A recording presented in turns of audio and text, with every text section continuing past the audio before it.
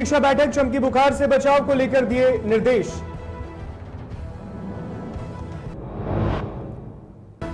नए कृषि बिल के खिलाफ फिर शुरू हुआ प्रदर्शन। देश के साथ ही साथ बिहार झारखंड में भी मनाया गया काला दिवस।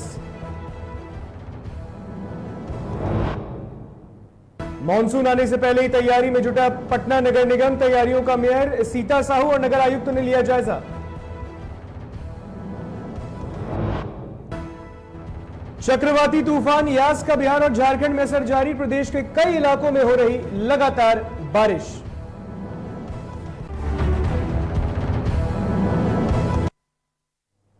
नमस्कार, आपका स्वागत है डीटीवी भारत में और मैं हूं आपके साथ ऋतिक। खबरें विस्तार से।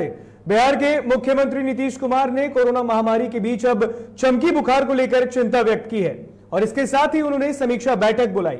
इस दौरान उन्होंने एक्यूट इंसेफेलाइटिस सिंड्रोम एईएस यानी चमकी बुखार और जापानी इंसेफेलाइटिस जेई को लेकर समीक्षा बैठक की। इस बैठक में स्वास्थ्य विभाग के अलावा संबंधित विभाग के अधिकारियों के साथ संबंधित जिला के जिलाधिकारी भी शामिल हुए। बैठक में स्वास्थ्य विभाग की ओर से मुजफ्फरपुर के एसकेएमसीएच में बन रहे 100 बेड के पीडियाट्रिक आईसीयू का भी सीएम ने हाल जाना। इस बैठक में मुख्यमंत्री ने निर्देश दिया कि अब कोरोना को लेकर चल रहे डोर टू डोर स्क्रीनिंग के दौरान मुजफ्फरपुर और आसपास के उन जिलों में जहां एईएस के मामले पाए जाते हैं वहां भी अब कोरोना संक्रमित लोगों के साथ उन इलाकों के घरों में बच्चों की स्थिति की भी जानकारी ली जाए। मुख्यमंत्री ने यह भी कहा है कि अभिभावक को एईएस से बच्चों को बचाने के लिए जागरूक करना है।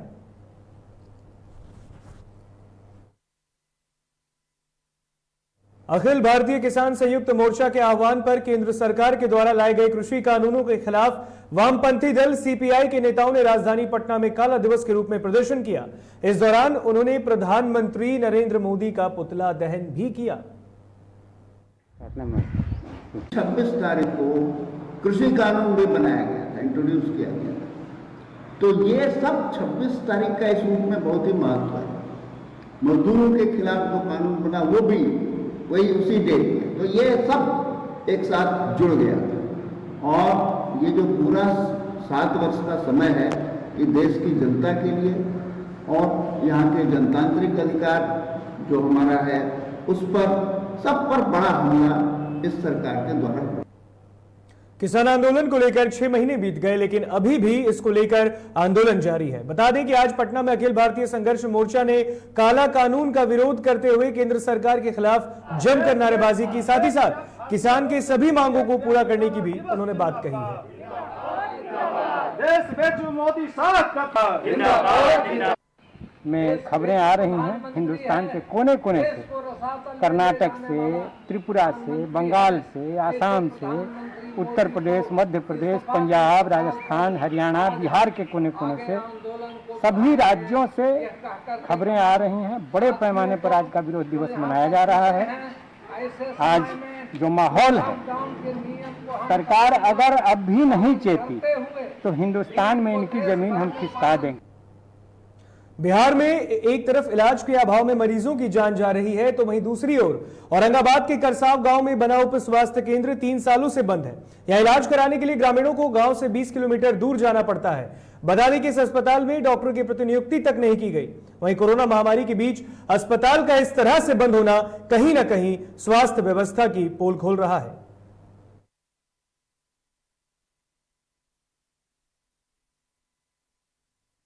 बिहार में एक और जहां इलाज के अभाव में मरीजों की मौत हो रही तो वहीं दूसरी ओर सीतामढ़ी जिले में भी डुमरा प्रखंड के मुरादपुर गांव में 20 साल पहले बना उप स्वास्थ्य केंद्र अब तबेला बन गया है। इस स्वास्थ्य केंद्र पर मरीजों का इलाज नहीं बल्कि पशुओं की देखभाल होती है। ऐसे में यह पीएचसी सिर्फ हाथी दांत साबित हो रहा है। गांव में स्वास्थ्य उपकेंद्र होते हुए भी स्थानीय लोगों को इलाज कराने के लिए कई किलोमीटर दूर जाना पड़ता है। लाख शिकायत करने के ग्रामीणों के बावजूद भी उनकी सुध लेने वाला अब तक कोई नहीं है। तो ये सीतामढ़ी का पूरा मामला है। ये तस्वीरें हम आपको दिखा रहे हैं वहां के स्वास्थ्य उपकेंद्र की, जहां पर ये तस्वीरें देखकर आप अंदाजा लगा सकते हैं कि बिहार सरकार की जो स्वास्थ्य व्यवस्था है वो कहां तक जो है धरातल पर दिख रही है। क्योंकि एक तरफ जहां पर दावे किए जा रहे हैं, दूसरी तरफ कोरोना से इलाज के दौरान मरीजों की मौत भी हो रही है। तो तीसरी तरफ अगर आप देख सकते हैं सीतामढ़ी में ये तस्वीर सामने आई है जहां पर जो पीएचसी है वो 20 सालों से इसी तरह बंद पड़ा है और अब तबेला बन गया है, जहां पर अब इलाज नहीं होता, वहां पर अब मवेशियों को, जानवरों को बांधा जाता है। तो ये तस्वीरें हम आपको सीतामढ़ी जिले की दिखा रहे हैं। भटकना नहीं पड़ता और बच्चों को जो तबीयत खराब होता है, अभी तो जानते ही हैं कि गांव में ज़्यादा तबीयत खराब होता है, तो हम लोग यहीं से मतलब ठीक करवाते हैं। लेकिन कहीं सीतामढ़ी जाना पड़ता है, डुमरा जाना पड़ता है या आजू बाजू जाना पड़ता है, हम लोग को नहीं जाना पड़ता है सर। गया के नागरिकों को कोरोना संक्रमण से बचाने के लिए नगर निगम की ओर से प्रयास जारी है। बता दें कि गया नगर निगम के द्वारा लगातार 2 पालियों में पूरे शहर को सैनिटाइज कराया जा रहा है और इसके साथ ही फॉगिंग भी कराया जा रहा है, ताकि सैनिटाइजेशन में उपयोग किए जा रहे केमिकल से कोरोना संक्रमण पर रोक लगाई जा सके। डिप्टी मेयर के मुताबिक निगम का ये अभियान तब तक जारी रहेगा जब तक कोरोना संक्रमण पूरी तरह से खत्म नहीं हो जाता।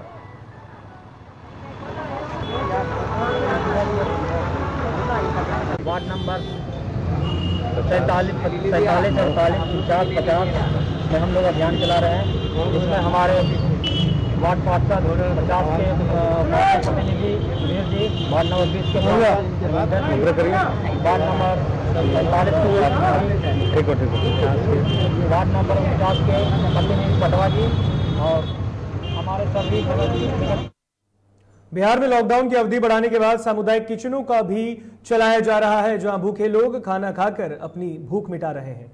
वहीं इस लॉकडाउन में नालंदा जिले के कई ऐसे इलाके हैं जहां सामुदायिक किचन में खाकर लोग भूख मिटाते हैं। इस सामुदायिक किचन की शुरुआत होने से सैकड़ों गरीब परिवार को राहत मिली है।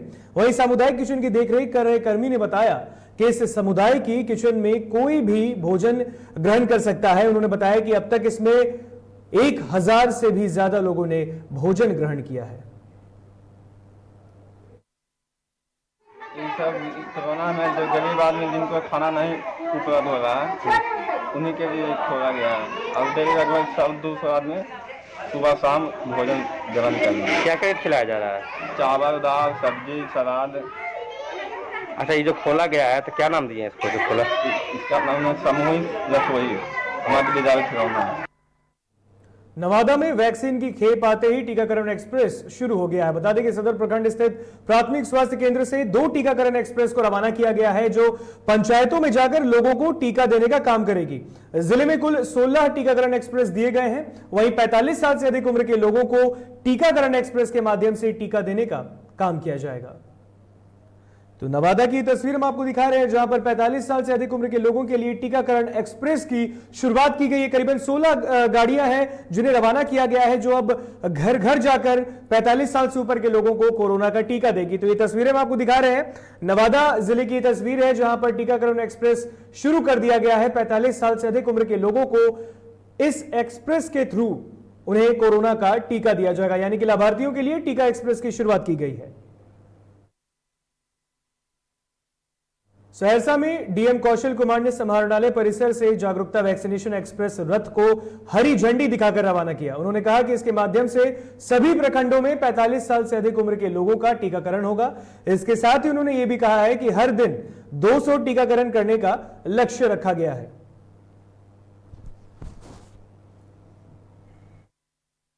पटना में बुधवार को एक बार फिर वैक्सीन खत्म होने के कारण 18 से 44 तक के लोगों का टीकाकरण नहीं हो सका। सिर्फ 45 साल से ऊपर के लोगों का ही टीकाकरण हुआ है। आज अगर वैक्सीन पहुंचता है तब जाकर गुरुवार को वैक्सीनेशन का काम फिर से शुरू होगा। गार्डिनर अस्पताल के अधीक्षक ने बताया कि मंगलवार को 18 साल से ऊपर यानी कि 18 से 44 साल के लोगों को पटना में वैक्सीन नहीं दिया जा रहा है, जिसके कारण आज टीकाकरण का काम नहीं होगा। वहीं 45 साल से ऊपर के लोगों के लिए वैक्सीन फिलहाल उपलब्ध है। बच्चों का था और बड़ों का था 18 से 44 साल में, लेकिन आज स्लॉट नहीं मिला है और कल से उम्मीद है कि फिर से स्टार्ट हो जाएगा। और वैक्सीनेशन का जहाँ तक है वैक्सीन की एलिजिबिलिटी है, लेकिन कुछ गवर्नमेंट के द्वारा कुछ सिचुएशन किया गया होगा। सैनिटाइजेशन भी हम लोग वीक में एक बार करते हैं, उसके लिए भी एक दिन जो है वो ब्रेक करते हैं। तो चांसेज ये है कि उसके चलते ही कल आज का जो है और वैक्सीनेशन नहीं होगा। कल से फिर प्रॉपर्ली मुझे लग रहा है। पटना जंक्शन के पास करबीगैया रोड में लगभग 1 साल से फ्लाईओवर ब्रिज का काम चल रहा है। काम काफी धीमा चल रहा है, जिसकी वजह से रास्ता पूरी तरह से बाधित है और राहगीर आने जाने में जो लोग हैं उन्हें काफी परेशानी हो रही है।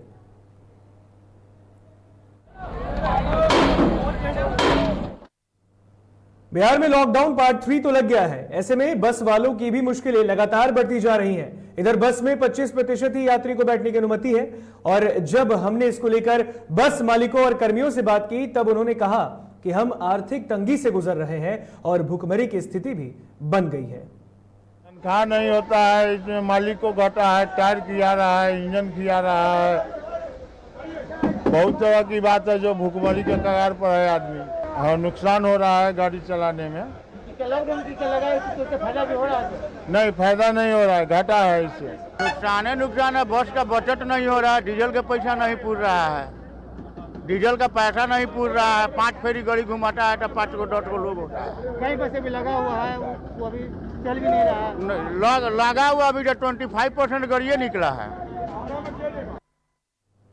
और यहाँ रुकेंगे एक छोटे से ब्रेक के लिए, क्योंकि ब्रेक के बाद खबरों में आगे फिर बढ़ेंगे।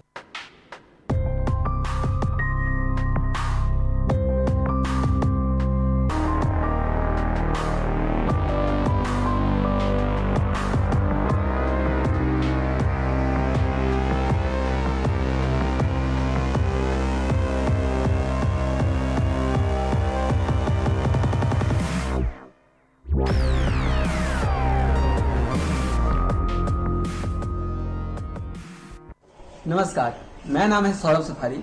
मैं पटना रंगमंच का एक अभिनेता हूँ। कुछ दिन पहले मेरा कोरोना का रिपोर्ट पॉजिटिव आया था, जिसको सुनते ही मेरे घर वाले, मेरे दोस्त सब लोग परेशान हो गए थे। ऐसी स्थिति में मैं घबराते हुए नहीं बल्कि हौसले से और समझदारी से काम लेते हुए डॉक्टरों की सलाह पर घर में ही रह करके खुद का इलाज किया और सारी सुविधाएं ली और दिन में 3 बार भाप लिया और जो भी चीज़ होता है इन चीज़ों पर संयम रखा और इन चीज़ों का काम किया। तब जा करके मेरी स्थिति में सुधार हुआ और आज मैं कोरोना निगेटिव। हाँ, मैंने कोरोना को हराया है। आप भी हिम्मत रखिए, हौसला रखिए, अपनों का सहयोग लीजिए और कोरोना पे जंग जीतिए। धन्यवाद।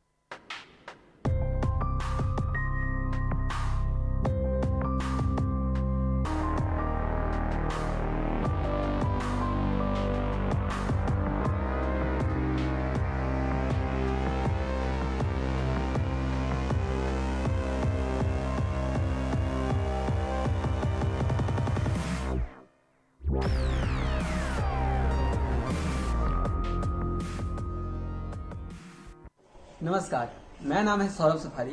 मैं पटना रंगमंच का एक अभिनेता हूँ। कुछ दिन पहले मेरा कोरोना का रिपोर्ट पॉजिटिव आया था, जिसको सुनते ही मेरे घर वाले, मेरे दोस्त सब लोग परेशान हो गए थे। ऐसी स्थिति में मैं घबराते हुए नहीं बल्कि हौसले से और समझदारी से काम लेते हुए डॉक्टरों की सलाह पर घर में ही रह करके खुद का इलाज किया और सारी सुविधाएं ली और दिन में 3 बार भाप लिया और जो भी चीज़ होता है इन चीज़ों पर संयम रखा और इन चीज़ों का काम किया। तब जा करके मेरी स्थिति में सुधार हुआ और आज मैं कोरोना निगेटिव। हाँ, मैंने कोरोना को हराया है। आप भी हिम्मत रखिए, हौसला रखिए, अपनों का सहयोग लीजिए और कोरोना पे जंग जीतिए। धन्यवाद।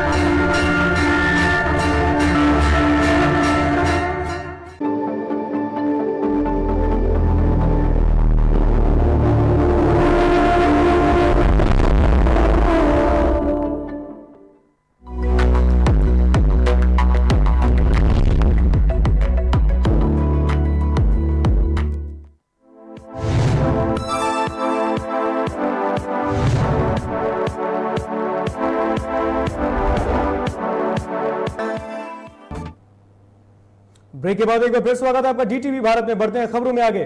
प्रदेश में कोरोना संक्रमण से बचाव को लेकर जिला प्रशासन लगातार तैयारियां कर रहा है और इसी कड़ी में रोहतास के जिलाधिकारी धर्मेंद्र कुमार ने जिला मुख्यालय सासाराम में संचालित आर्ष मल्टीसिटी स्पेशलिटी अस्पताल का दौरा किया और स्वास्थ्य सुविधाओं का हाल भी जाना। इस दौरान डीएम ने अस्पताल प्रबंधक डॉक्टर आलोक तिवारी के कार्यों की सराहना भी की। आपको बता दें कि कोरोना संक्रमण से बचाव को लेकर अस्पताल को केंद्रीय स्वास्थ्य विभाग के द्वारा 2 वेंटिलेटर उपलब्ध कराए गए हैं। साइक्लोन जो है 27 और 28 को संभावित है और उसमें जो है रोहतास डिस्ट्रिक्ट को भी रखा गया है। मीडियम वार्निंग यहाँ का है, तो हम लोग तो खैर अलर्ट मोड पे हैं ही। सभी लोगों से अपील होगा कि सभी लोग सचेत रहेंगे और उस दिन थोड़ा सा अपना ख्याल ज़्यादा रखेंगे। बाकी डॉक्टर्स को सूचना हम लोग दे रहे हैं कि इलेक्ट्रिसिटी का इशू नहीं हो और सब लोग कुछ न कुछ वैकल्पिक इंतजाम अपने पास रखेंगे। संयुक्त किसान मोर्चा की अपील पर कृषि कानूनों के विरोध में देश भर में किसान प्रतिरोध दिवस मनाया गया। किसानों ने वाहनों पर काला झंडा लगाया और बॉर्डर पर किसानों ने सरकार के विरोध में पुतले भी जलाए। इसी कड़ी में झारखंड के चतरा में भी यूनाइटेड कोल वर्कर्स यूनियन ने नए कृषि बिल के विरोध में काला दिवस मनाया। इस दौरान उन्होंने सरकार विरोधी नारे भी लगाए। 26 मई 2014 से केंद्र में मोदी की सरकार आई है, तब से लगातार मजदूर किसानों के हक अधिकारों पर प्रहार किया जा रहा है। जो भी मजदूर किसानों के हक अधिकार संबंधित जो भी कानून बने थे उन्हें लगातार निरस्त किया जा रहा है, उन्हें लगातार कमजोर कर पूंजीपतियों को मदद किया जा रहा है। इसका यूनाइटेड कोल वर्कर यूनियन आज पूरे मगध अमरपाली में काला बिल्ला लगाकर विरोध प्रदर्शन हम लोगों ने किया है।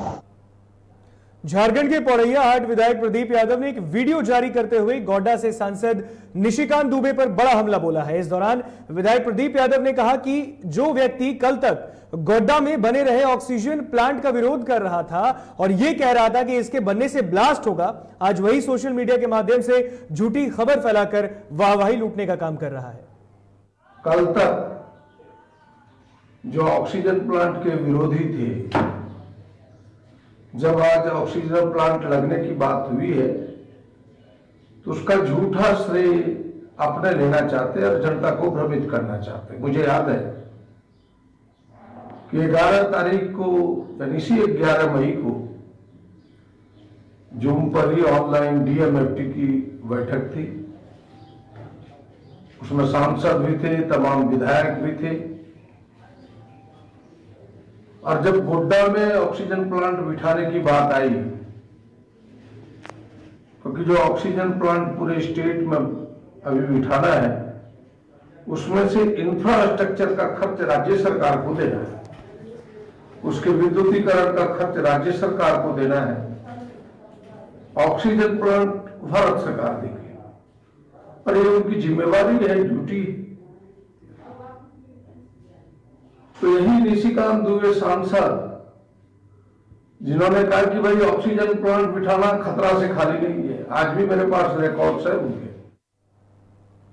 गुमला जिले के चैनपुर अनुमंडल स्थित जारी प्रखंड के सक्तार गांव में स्वास्थ्य विभाग के द्वारा कोरोना जांच शिविर का आयोजन किया गया, जहां एक युवक ने कोरोना जांच के दौरान केंद्र पर घंटों ड्रामा किया, जिस कारण वहां आए लोगों के कोरोना जांच में देरी भी हुई। इस दौरान युवक ने मौके पर मौजूद नर्स के साथ बदतमीजी भी की।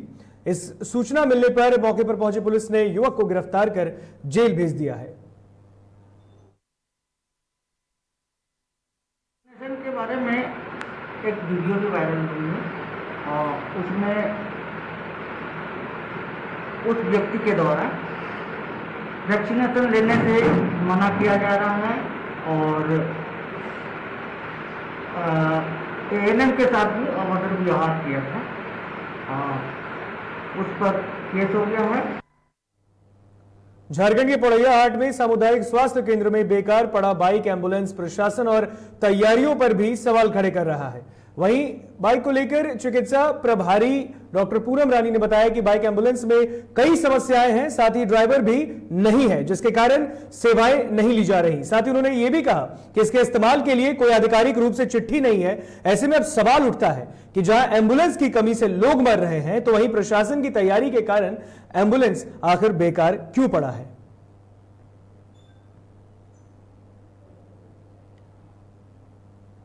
बोकारो जिले में पंजाब नेशनल बैंक के एक कर्मी ऑक्सीजन सपोर्ट के साथ बैंक पहुंचे। उनके साथ ऑक्सीजन सिलेंडर लिए उनका परिवार भी था। यह वीडियो सोशल मीडिया पर भी वायरल हो रहा है।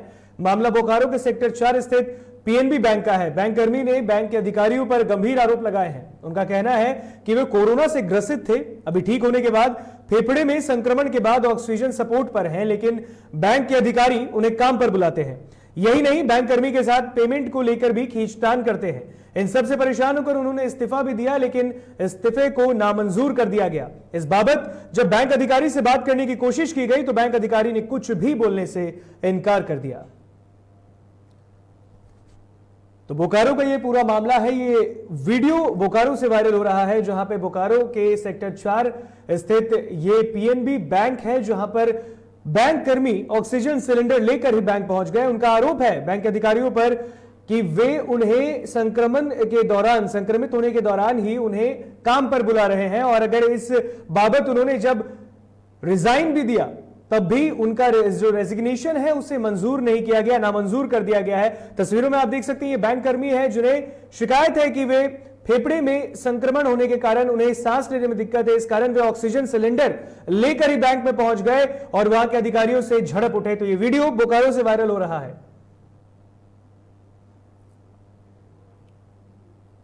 चतरा के कुंदा थाना क्षेत्र में अब भी 21वीं सदी में लोग 16वीं सदी के टोटके के भरोसे जी रहे हैं। यहां गांव में एक व्यक्ति की जहरीले सांप काटने से मौत हो गई, जिसे जिंदा करने के लिए लोगों ने गुमला जिला से एक वैद्य को फोन किया और वहां बुलाया। वहीं बाहर से आए ओझा ने मृतक को जिंदा करने का दावा किया, जिसके इंतजार में लोगों ने 48 घंटों तक शव को वहीं रखा। हालांकि लाभ नहीं मिलने के बाद लोगों ने शव का अंतिम संस्कार कर दिया। बात करेंगे चक्रवाती तूफान यास की। ओडिशा के बालासोर में लैंडफॉल के बाद चक्रवाती तूफान यास अब बिहार के कई जिलों में कहर बरपा रहा है। मौसम विभाग ने बिहार के सभी जिलों में भारी बारिश की चेतावनी जारी की है। राजधानी पटना, मुजफ्फरपुर, मधुबनी, शेखपुरा और दरभंगा सहित कई जिलों में झमाझम बारिश भी हो रही है। इधर यास तूफान को लेकर एनडीआरएफ और एसडीआरएफ की 22 टीमों को तैनात किया गया है। वहीं बिहार में यास तूफान के खतरे को देखते हुए हेल्पलाइन नंबर भी जारी किया गया है। आपको बता दें कि पटना जिला प्रशासन ने कंट्रोल रूम स्थापित कर हेल्पलाइन नंबर जारी किया है। वहीं चक्रवाती तूफान यास का असर बिहार के साथ साथ झारखंड में भी देखने को मिल रहा है। झारखंड के कई हिस्सों में यास का असर दिखना शुरू हो गया है। राज्य के कई जिलों में तेज हवाओं के साथ बारिश का सिलसिला लगातार जारी है। मौसम विभाग के मुताबिक चक्रवाती तूफान यास की वजह से चाईबासा, सिमडेगा और गुमला जिले में तेज हवा चलने के साथ साथ कुछ जगहों पर बारिश होने की भी संभावना है।